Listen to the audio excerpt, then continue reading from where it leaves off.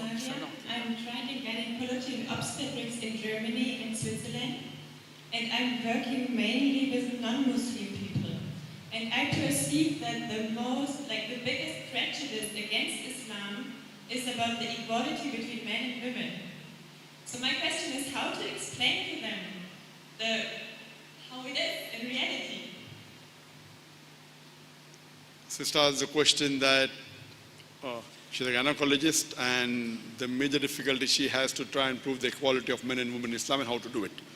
For the complete answer, you can refer to my video cassette, Women's Rights in Islam. I'll just give you in brief that in Islam, men and women are equal. But equality doesn't mean identicality. They're equal, but they are not identical. Let me give you an example. That if in a class, two students come out first, student A and student B.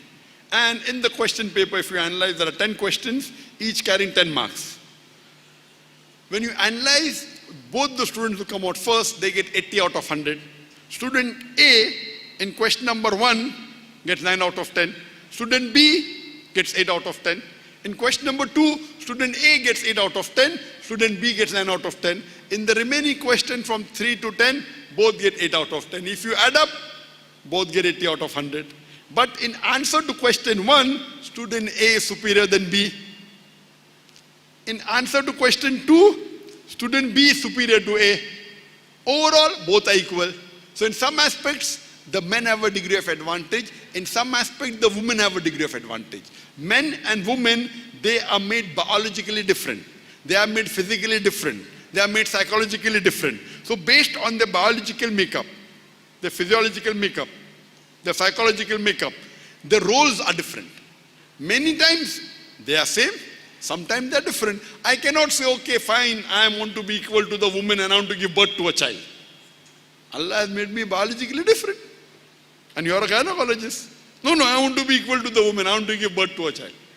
And you have some lunatics who keep on saying such things and then they want to change the gender. And you know what happens, let's not go into that.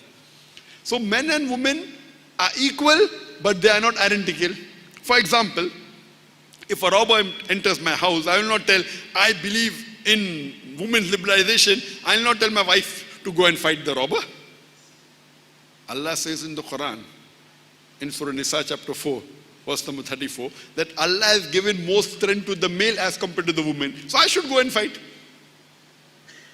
When it comes to respecting the parents, our beloved Prophet said, when a man came and approached him, in Sahih Bukhari, volume number 8, that who deserves the maximum love and companionship? The Prophet said, your mother. The man asked after that who? The Prophet said, your mother. The man asked after that who? Third time the Prophet said, your mother.